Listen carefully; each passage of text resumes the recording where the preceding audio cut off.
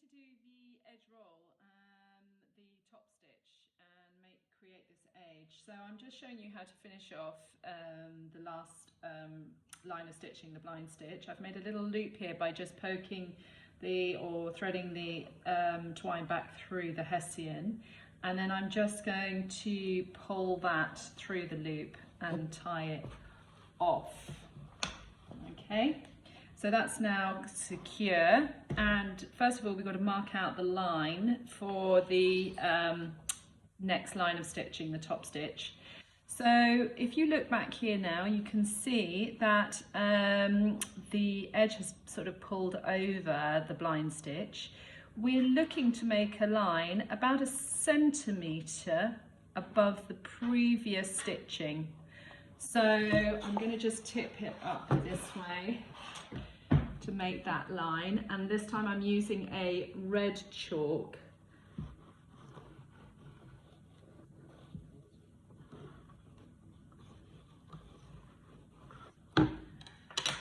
So if I put that back down now, you should be able to see a red line that is about 1 centimetre above the last stitching, nice and straight. On the top, I'm going to put it 1 inch away from the green line. So the bottom is 1 centimetre, the top is 1 inch.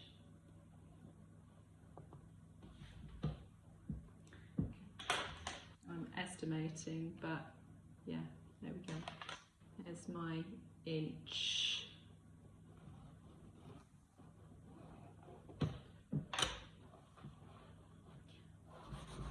If you don't like where you've put it, you can always rub the chalk line out. It's just not quite 1 inch. Not happy with that. Just bringing it down a bit further. Yeah, there we go. So you should be able to see that red line now quite clearly. Okay. Now, what we're trying to create, you can start to feel it with your fingers. It's like a sausage that should be, if I get the tape measure to it, about 2 inches, okay, all said and done once the stitching is in. And it should be absolutely filled with coir. If for any reason you're finding that the coir isn't filling out the hessian, now again is the time to use the regulator to make sure that the hessian is fully packed with coir, with your filler hair in this case actually. Okay, all right. So next thing to do, load up your bayonet needle again with roughly 1 metre of twine. Okay, and as we did before, we're going to start with a upholsterer's knot. Okay, so just as we did before, we go out to the top, we don't penetrate the top, we come back. This is just for the knot.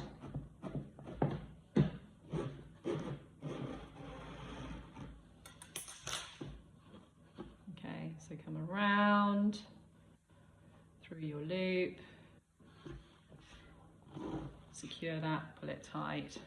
Okay, now this is where you need to start using your hands to shape that roll, okay? And you want it so that the roll is sitting flush with the edge of your piece of furniture. In this case, I know I'm using a wine box, but you have to imagine this is the frame of your chair. So you're drawing it, pinching it, so that it's going to be flush with the edge, okay? Make sure it's packed. If it isn't, use your regulator to force that hair into position, okay? Next, you're going to get the bayonet with the eye at the top, and this time, mark out your inch with your thumb. You're going up straight, rather than that slice of cake. This time, you're penetrating straight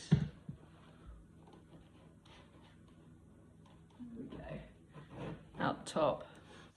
Let me draw it over. So straight at the top.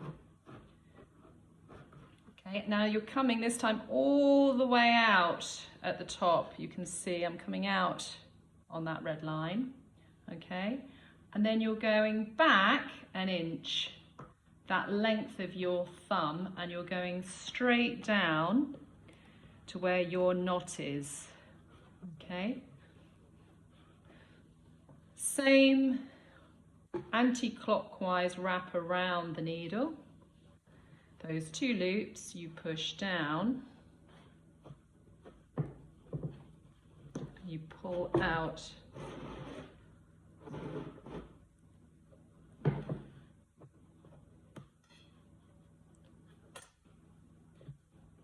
okay, pull that nice and tight, okay, make sure it's not caught on anything, and then pull across.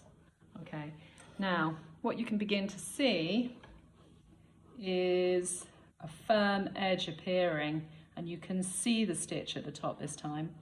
If I draw that right in, you can see it's on that line. Okay, do another one. So about an inch, come up, feel where you want it to come out.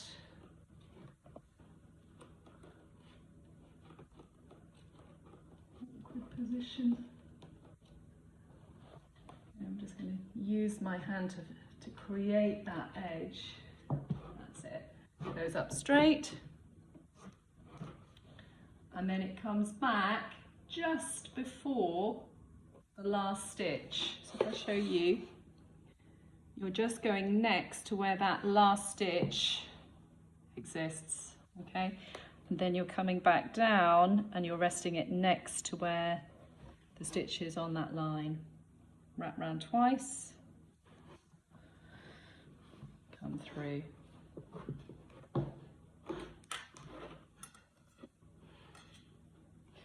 People use waxed twine, or you can get beeswax to wax your twine. Obviously this nylon, I quite like it because it's slippery anyway, but if you're using regular twine, you can coat it with some beeswax. Okay, so just pull that nice tight. When you're happy, then you draw it across. Okay, second stitch is done. Let's do one more. Okay, lengthen my thumb.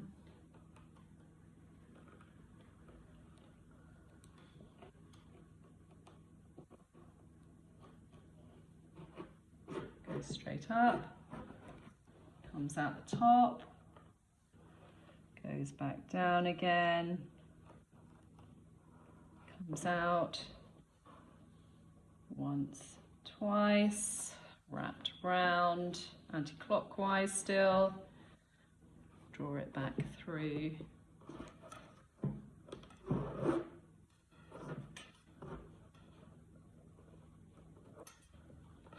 Pull that down and across. Okay, so yeah, you can begin to see this top stitch forming now to create the roll.